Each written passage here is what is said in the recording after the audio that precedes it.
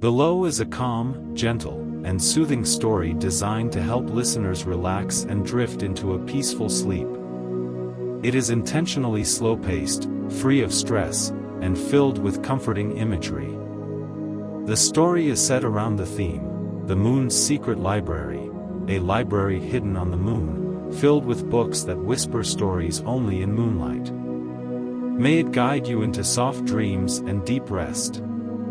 In a quiet corner of the universe, far beyond the busy hum of day-to-day life, there lived a gentle moon that glowed with a patient, pale light. Each evening, as the sun tucked itself away beneath the horizon, the moon appeared overhead, shimmering like a shy lantern in the darkness.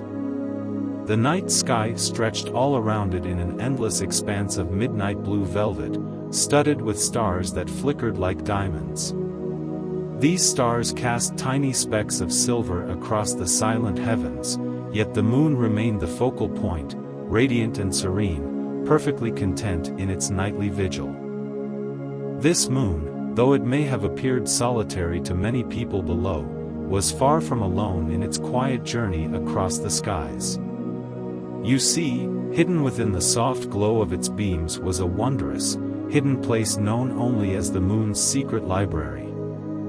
Shielded from prying eyes by the moon's gentle halo, this magical library existed just out of reach of most earthly imaginations. It was said that only those whose hearts were calm, curious, and open to small miracles could sense the library's presence whenever the moonlight fell across their faces. The moon's secret library was not made of ordinary stone or wood. Instead, it was formed of pale, shimmering moonrock and stardust, giving the walls a silvery gleam that never faded. Bookshelves crafted from the same luminous material curved gently around the library's interior, reaching toward tall, arching ceilings that resembled the gentle curve of the moon's surface. Soft, moonlit corridors meandered off in every direction, their paths leading to small alcoves, reading nooks, and hidden corners that were perfect for resting and dreaming. Lamps were placed all along these corridors, but they were not fueled by oil or fire. They were fueled by something far more delicate, the soft glow of moonbeams, captured in crystal orbs that hung from silver chains. At the center of each lamp, a whisper of light flickered gently, sending pale reflections dancing on the smooth floors. Whenever one approached, the lamp's glow brightened ever so slightly, as if greeting a treasured friend. And so it was that the library was never dark, never frightening, but always enveloped in a quiet, comforting radiance. It was said that each book in this secret library had a life of its own. From the outside, they appeared like ordinary volumes, bound in various shades of blue, gray, and white, often embellished with soft silver lettering. But once opened, the pages would glow faintly under the touch of moonlight, revealing words that seemed to shimmer and reshape themselves in the dimness. Stories flowed out in hushed tones, almost like a lullaby. As you read, you might hear the faintest whisper drifting from between the pages, weaving a tapestry of gentle voices that lulled the reader into a tranquil state. No matter where the books originated, some said they were written by starlight scribes, others believed kind spirits of the night contributed their tales. The essence remained the same. In the moon's secret library, the books told stories that could only be fully heard and understood under the moon's patient gaze. By day, their pages would fade into ordinary text, waiting to be reawakened. But once the moon rose, the books would whisper again, regaling patient listeners with lullabies of starlit seas, floating lanterns in cloud-dappled skies, and meadows bathed in silver dew. Long ago, people from Earth sometimes sensed the faint magic of this library. They would look up at the moon and feel a soft tingling at the back of their necks, as though something were calling them. They'd gaze at that luminous disk and wonder, just for a moment, if somewhere inside that distant orb there might be a warm, peaceful refuge filled with stories. Rare souls who believed wholeheartedly in such wonders might glimpse a path in their dreams. On certain special nights, as they drifted closer to slumber, they would see an elegant archway of moonrock beckoning them forward. Beyond that arch lay the library's entrance, a gentle invitation to step inside and leave worldly cares behind. One such traveler was a gentle-hearted dreamer named Aurelia.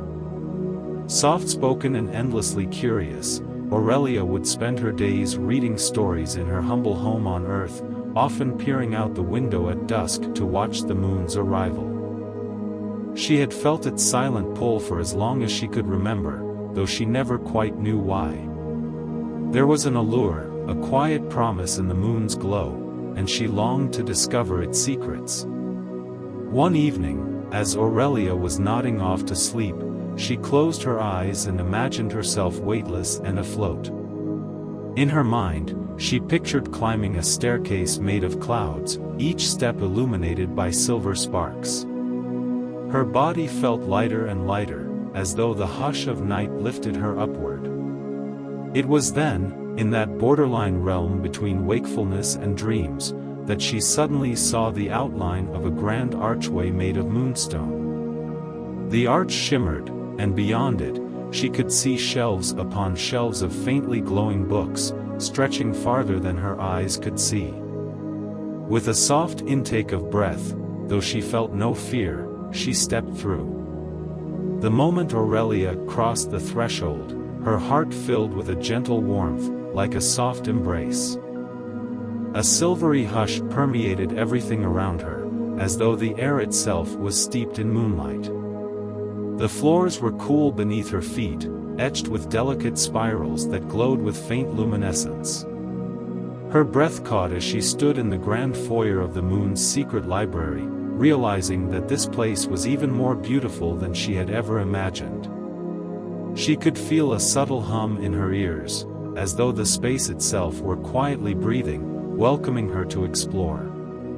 She walked slowly, her fingers brushing the spines of books that lined an endless row of shelving. Each title seemed to shift under her gaze. One moment, she thought it read the snowfall's lullaby, and the next, it might seem to say a drift of starlight. She sensed they were all gentle tales, each crafted from the softest parts of midnight's imagination. Aurelia closed her eyes, letting the calm energy of the library seep into her. Everything about this place felt comforting and safe, like being wrapped in a warm blanket on a cool evening. Further along, she discovered a cozy reading nook by a window that appeared to look out onto the stars. Plush cushions filled the area, each one in shades of silvery gray or pale lavender. A round, low table of glimmering moonrock sat in the center, bearing a softly glowing lamp filled with swirling strands of moonlight. Aurelia settled herself on one of the cushions, choosing a slender volume from a nearby shelf. The cover displayed the image of a delicate, glimmering feather drifting across a field of dark blue. Gently, she opened the book, and at once, the words seemed to murmur a melodic greeting. "Welcome, wanderer of Earth," they whispered. "You are safe here. Rest and breathe in the quiet hush of moonbeams." The voice was neither male nor female but gently familiar, comforting like a soft breeze on a summer's night. Aurelia felt a mild shiver of anticipation race down her spine, though there was no fear in the sensation, only wonder. As she turned the pages, the words began to weave themselves into a story about a peaceful pond at midnight, where silver fish and pearlescent lilies danced gently under the watchful eyes of the stars. Over time, Aurelia lost track of how long she remained in that nook. The library seemed to have a timeless quality to it.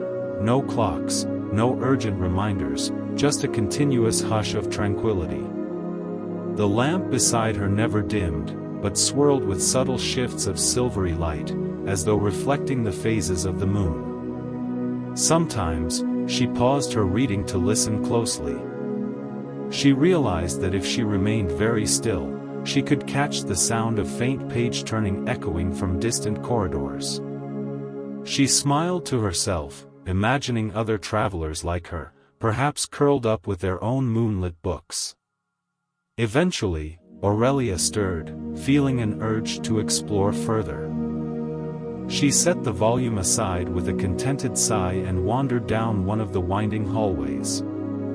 The corridor led her past alcoves containing plush chairs, softly glowing globes, and shelves dedicated entirely to what appeared to be the gentlest tales of far-off galaxies.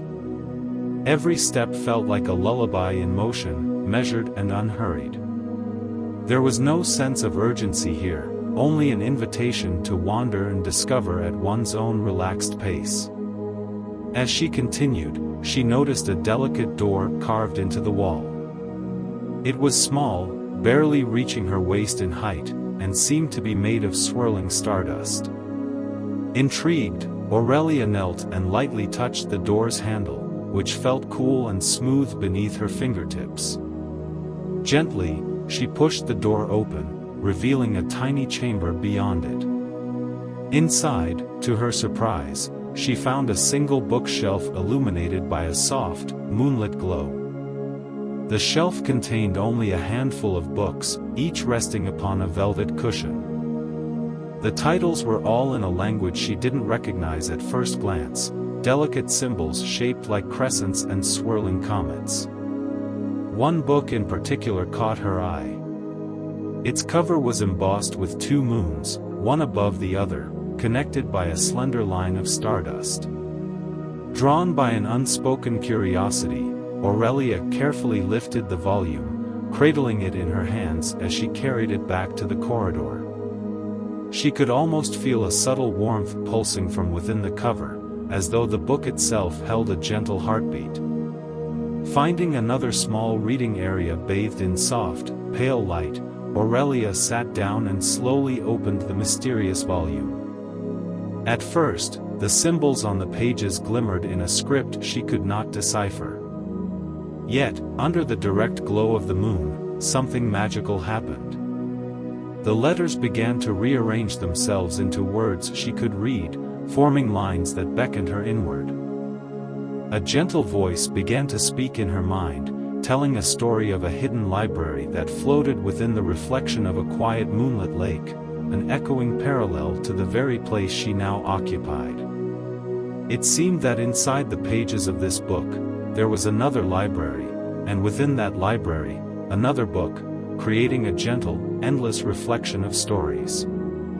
So immersed was Aurelia that she scarcely noticed when she began to feel drowsy, lulled by the comforting cadence of the story. She closed her eyes for a moment and found her breath sinking with the slow, steady pulse of the space around her. Perhaps it was the hush of the books, or the subtle glow of the walls, but soon she drifted into a light doze, her dreams weaving themselves into the whispered tales emanating from nearby shelves. When Aurelia awoke, she was greeted by a figure standing quietly nearby, a fellow traveler, it seemed, with soft, kind eyes. The figure wore robes made of a gentle, moonlit fabric, embroidered with tiny stars that sparkled whenever the person moved. Aurelia felt no alarm. Instead, she sensed a calm friendliness emanating from this quiet librarian. The figure introduced themselves as Morella, caretaker of the moon's secret library. Speaking in a voice that reminded Aurelia of gently chiming wind bells, Morella assured her she was welcome to explore and rest for as long as she wished. Morella extended a hand, guiding Aurelia through a corridor that wound deeper into the library. Their footfalls made no sound upon the moonstone floors. Tall windows revealed glimpses of the earth far below, a tranquil blue orb floating against a tapestry of stars. Seeing her home from such a gentle distance brought a sensation of both peace and wonder to Aurelia's heart. She realized how small her daily worries seemed from this perspective. The library, it seemed, held not just stories but also a new way of seeing herself and her life. They passed row upon row of shelves, each devoted to a specific kind of calm tale.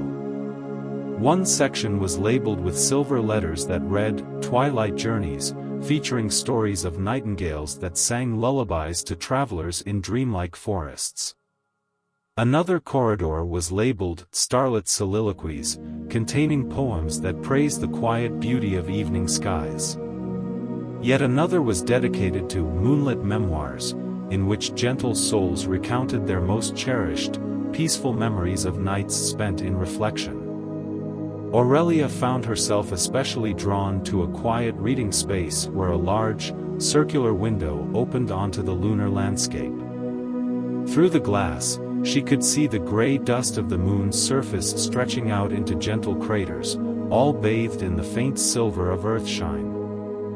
A subtle hum seemed to vibrate through the air, perhaps an echo of the moon's own heartbeat, or the hush of cosmic winds passing by. Morella gestured toward a particular group of chairs arranged around a small, glowing table. Intrigued, Aurelia sat down, feeling the plush cushion cradle her body comfortably. From a nearby shelf, Morella selected a tome that emitted the softest glow Aurelia had yet seen. The cover appeared almost translucent, as though woven from fine strands of lunar silk. Morella placed the book carefully on the table, then passed a hand over it. The cover shimmered, and the faint outline of a title emerged, "The Moon's Secret Library, Origins." Aurelia's heart fluttered with a fresh wave of curiosity. With Morella's encouraging nod, she opened the cover and began to read, her eyes moving slowly over the first lines as they lit up in the moonlight. In the beginning, there was only the hush of night and the glow of possibilities. The moon, in her wisdom, sought a way to preserve the gentlest stories of the cosmos. So she gathered fragments of stardust, bits of meteor light, and scraps of midnight dreams, weaving them into a wondrous sanctuary of knowledge. The words continued, unveiling an ancient, comforting tale of how the library was formed from the purest strands of moonlight. According to the story, the moon had sensed that the universe might become too loud, too busy, and that souls who needed peace would require a haven of quiet reflection. And so, piece by piece, the moon created this library, nurturing each book as though it were a delicate seed, letting it bloom into a small orchard of stories. The library would be hidden from ordinary sight, accessible only to those who truly yearned for rest, solace, and gentle wonder. As Aurelia read on, a deep calm settled within her. It was as though each line of the text filled her with a soft, warm light that spread through her chest and limbs. She glanced at Morella, whose eyes shone gently, as though thankful someone was there to appreciate the story. Aurelia realized that being here, reading about the origins of the library within the very same space, felt like holding a mirror up to something infinitely precious. They continued their exploration, with Morella leading Aurelia through softly curving hallways and into rooms where starlight music played from hidden corners. The library seemed to have countless sections, each devoted to different soothing aspects of existence. One area, called the Whispering Garden, housed books that focused on the comforting rustle of leaves at night, with each story accompanied by soft, leaf-shaped bookmarks that gently whispered a lullaby when touched. Another section was called the Oceans of Night, devoted to tales of gentle seas under midnight skies, where phosphorescent waves lapped at quiet shores. In one alcove, Aurelia found a large, rounded door. She could hear the faint sound of water trickling behind it. At Morella's nod of approval, Aurelia pushed the door open to reveal a small moonlit courtyard at the center of the library. Delicate streams of water arced gracefully into a circular pool, each stream catching the silver glow from above, creating ribbons of liquid light. Around the pool were cushions and benches arranged for readers to sit and listen to the gentle flow of water. The air carried a faint scent reminiscent of jasmine, though Aurelia knew not how flowers could bloom here. Nonetheless, the aroma was comforting, adding to the sense of a tranquil oasis floating in the sky. Aurelia settled onto one of the benches and gazed at the softly rippling water. In the pool's reflection, she could see her own face illuminated by a gentle glow, and behind it, the great arch of the library's upper reaches. She watched the subtle shift of shadows, the reflection of distant starlight quivering slightly with each ripple. The hush of the place lulled her again, and she found her eyes growing heavy. She had the distinct impression that time in the moon's secret library was both infinite and tender. There were no clocks to chime the hours, no appointments to keep.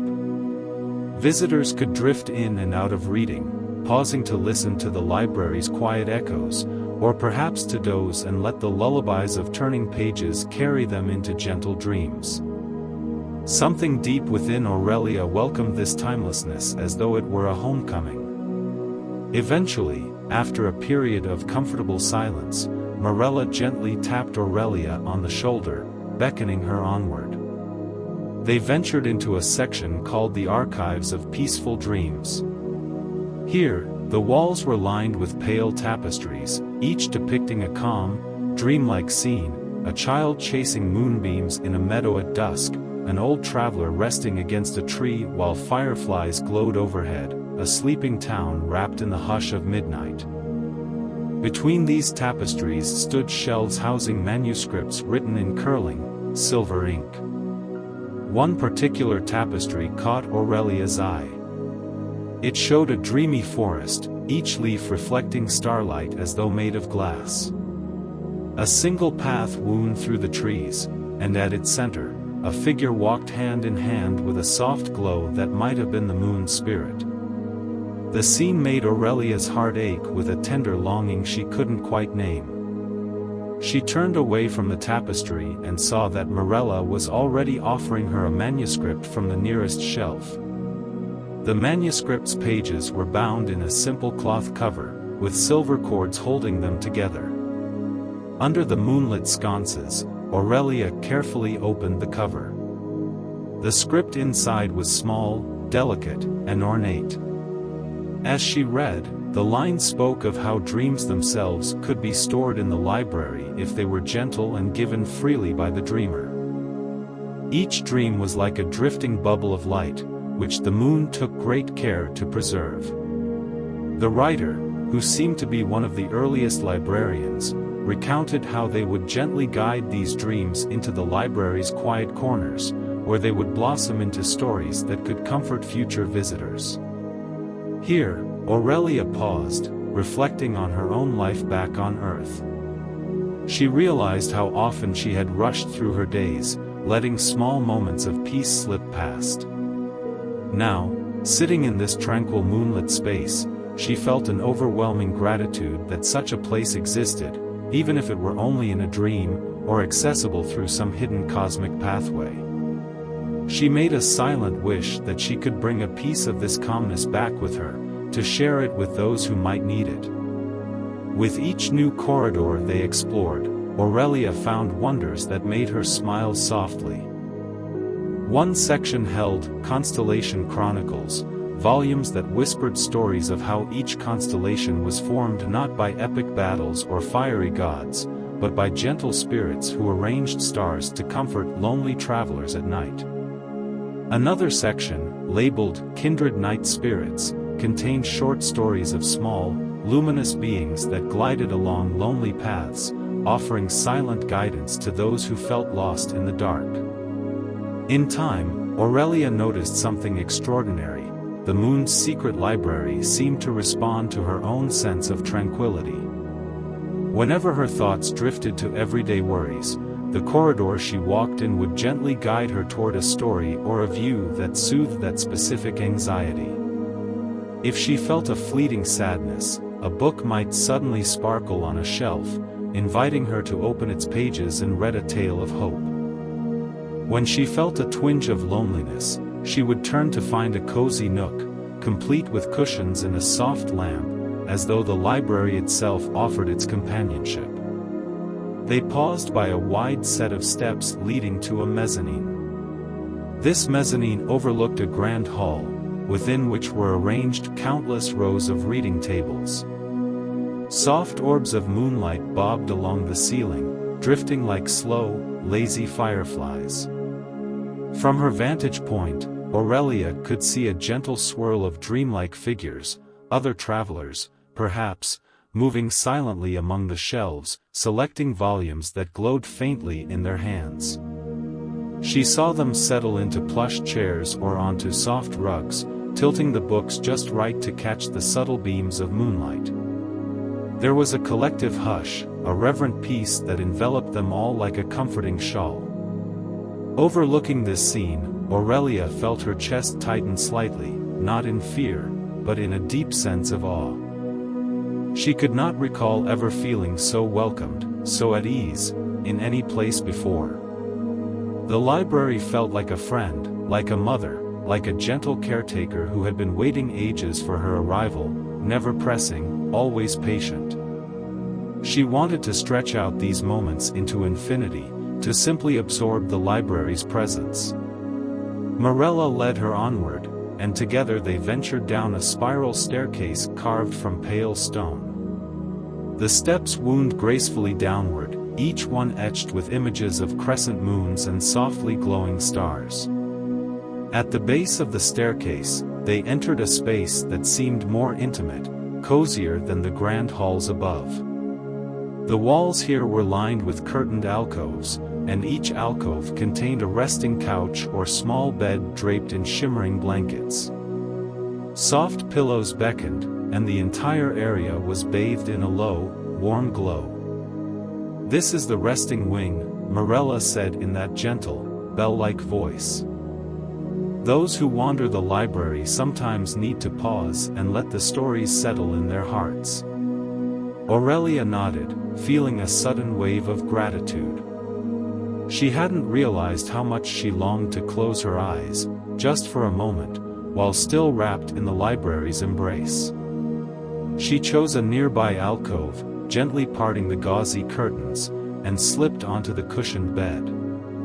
The blankets felt weightless yet warm, like being touched by the moonlight itself. She closed her eyes, her breathing already slowing. In her mind, she heard the soft echo of pages turning somewhere far off in the library. She drifted, letting thoughts float away, carried by the gentle hush of this magical sanctuary.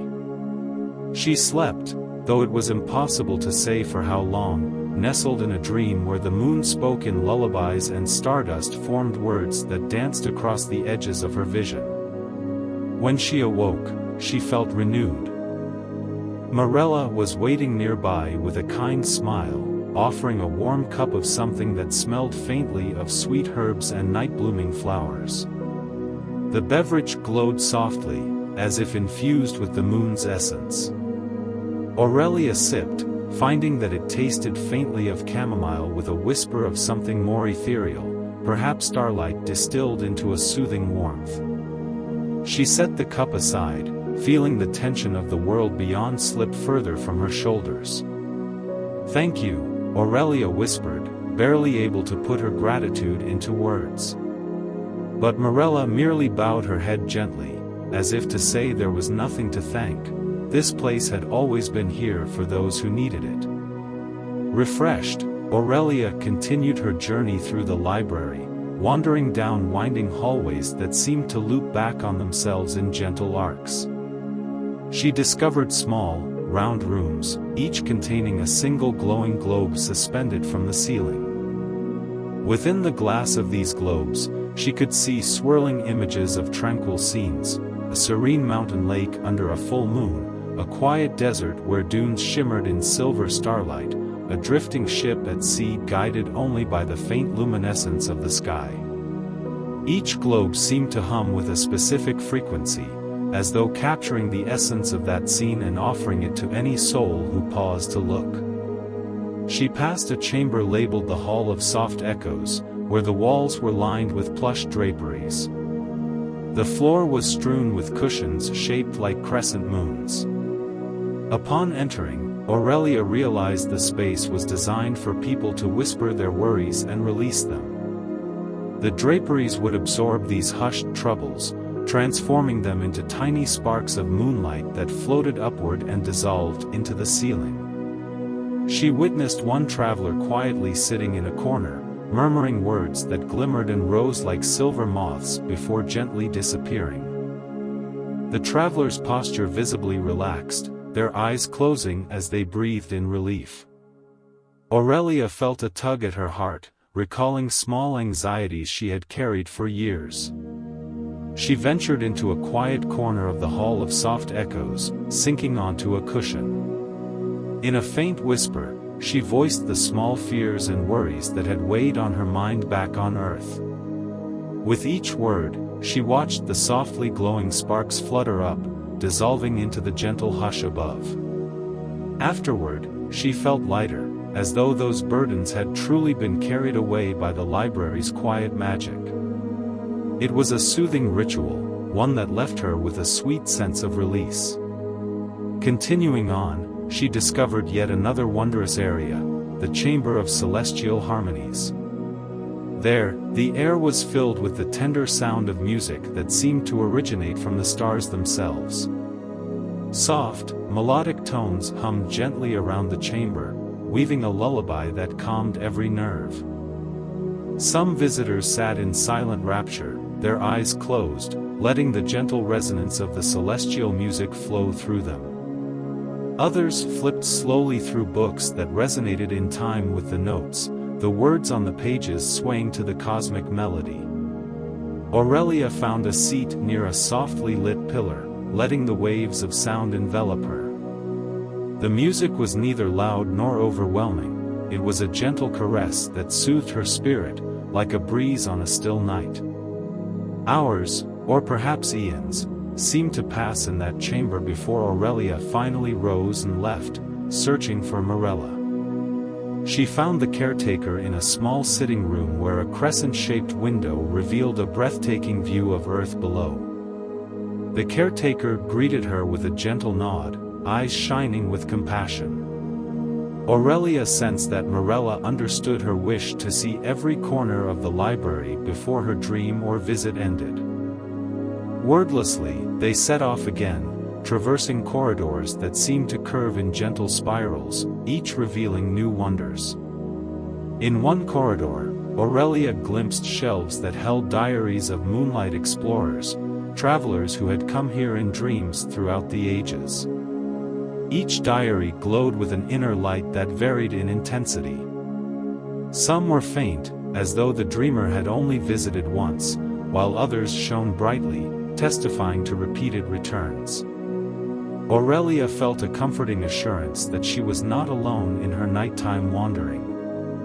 Many had come here before, seeking solace, inspiration, or simply a respite from the clamor of daily life. At last, they arrived at a wide, open-air balcony carved into the library's outer wall, a place where visitors could step out and see the boundless night sky stretching in every direction. A gentle, moonlit breeze caressed Aurelia's cheeks as she stood at the railing, gazing out at a universe sprinkled with countless stars.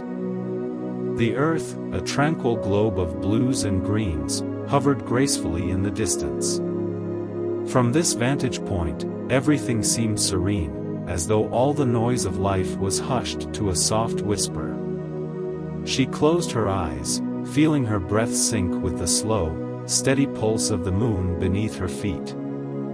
For a moment, she felt as though she were part of the sky itself, floating calmly among the constellations. Morella stood beside her, and though the caretaker spoke no words, Aurelia sensed an unspoken invitation, a reminder that this sanctuary existed for those who genuinely needed its gentle peace, that the stories were always waiting to be read, and that the moon's light never truly faded. Tears pricked at Aurelia's eyes, tears of calm happiness, tinged with the soft ache of gratitude. She reached out, and Morella placed a hand over hers, the caretaker's presence comforting as the hush of a summer night.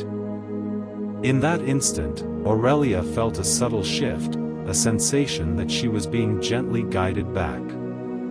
The balcony, the library, and even Morella began to shimmer and fade, like a reflection dissolving in rippling water. She felt a momentary pang of longing, not wanting to leave this hidden realm of stories and moonlight. But a tender voice within her heart whispered that the library was never truly gone, that it waited patiently beyond the veil of ordinary perception. All she needed was the memory of moonlight and an openness to wonder. When Aurelia opened her eyes again, she found herself in her own bed on earth, the early morning light seeping through her window. The gentle hum of dawn replaced the silence of space, yet she felt profoundly changed. There was a lingering moonbeam resting upon her pillow, and for a moment, she could almost swear she heard the faint echo of page-turning drifting through the air. Days turned into weeks, and Aurelia carried that sense of calm with her wherever she went. She found that her heart held a new reservoir of patience and gentleness. Often at night, she would gaze up at the moon, smiling as she imagined the hidden archways, shelves of softly glowing books, and quiet nooks just beyond mortal sight. She understood now that the library was as much a place of the spirit as it was a physical realm on the moon. She began sharing small pieces of what she experienced, in the most reassuring and calm way, with close friends. She would describe the hush of the moonlit halls, the shimmer of the stardust lamps, and the kindness of the caretaker Morella. It wasn't so much about explaining the library in literal detail as offering a sense of the tranquility it provided. In time, she noticed that some friends reported their own dreams of luminous corridors and whispering books, although the details were never quite the same. Each visitor found their own path to the library, shaped by their personal yearnings for peace. In her own quiet moments, Aurelia wrote down bits of her memories, vignettes of reading by a moonlit window, of gently glowing footprints on a silvery floor, of the library's sweet hush that felt like a lullaby. She kept these notes in a small journal, placing it on her bedside table each night. Before drifting off, she would reread a few lines, letting the memories wash over her. She discovered that by doing so, she was more likely to dream of the library once again, returning to that peaceful place amid the moon's silent glow.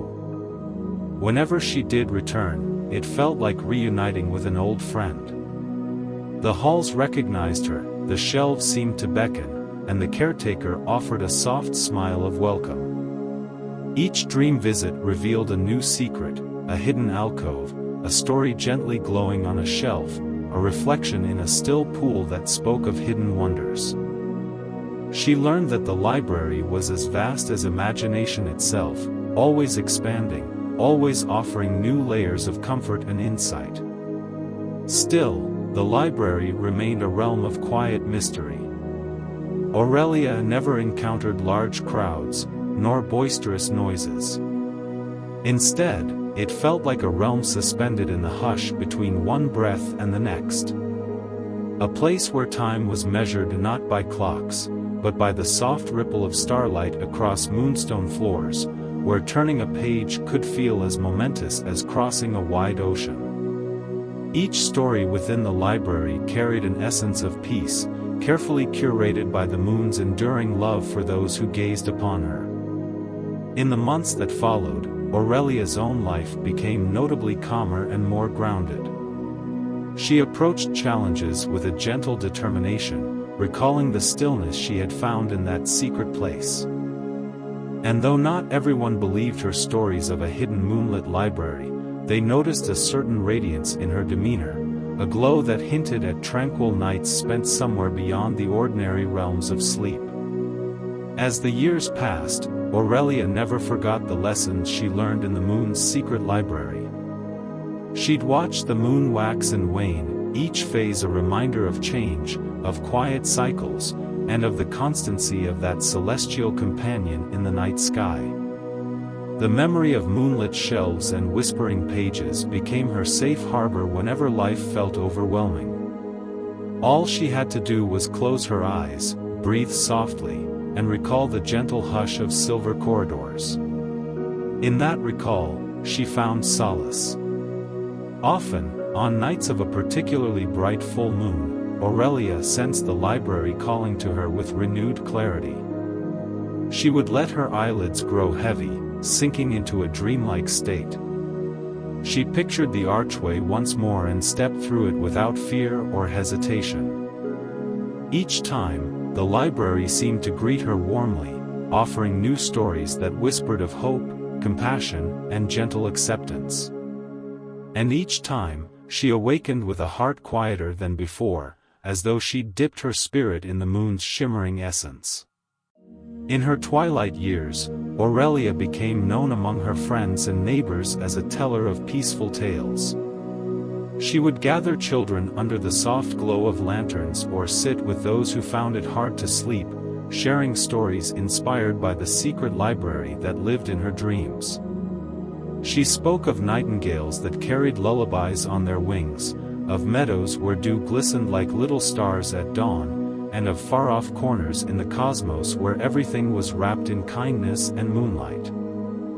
Never once did Aurelia betray the library's exact location or the method by which one might enter.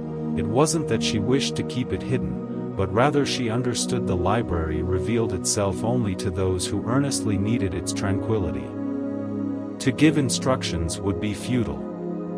Instead, she opened hearts by describing its beauty and peace, leaving each listener with the seed of possibility.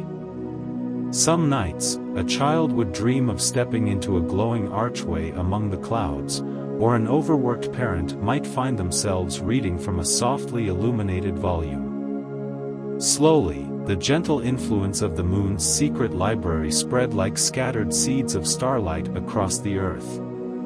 In the end, what mattered most was that a piece of the library's hush had settled in Aurelia's soul, and by living in harmony with that hush, she shared it with those around her. In this way, the moon's secret library continued its mission of quiet compassion, generation after generation. Each new soul who found it, whether in a dream or through stories told by kind voices, carried forth a gentle glow that calmed restless hearts.